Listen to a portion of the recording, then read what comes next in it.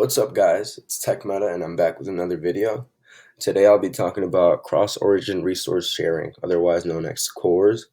So what CORS is, it's a mechanism that uses additional HTTP headers to tell browsers to give a web application running at one origin access to selected resources from a different origin. So I usually encounter this type of CORS error when I'm trying to access an API. And when the API doesn't have a certain response header, then this CORS error comes up when you try to access it, and it kind of like breaks your code. So if you go through this article, it explains how CORS errors occur, and down here you can see what kind of requests use CORS. So invocations of the XML HTTP request or fetch APIs. That's how I usually encounter this error, and I'm sure most of you will as well. And I'll leave a link to this article in the description so that you guys can read through. It's pretty extensive. This other article talks about the actual errors and how this is an example of how it looks when you encounter this type of error.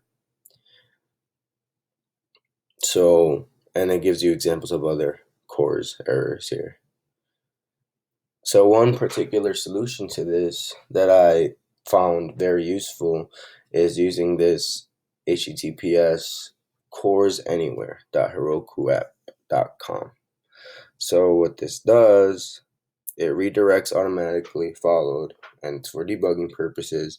So each followed redirect results in the addition of xCORS redirect and header, where n starts at 1. These headers are not accessible by the XML HTTP request API.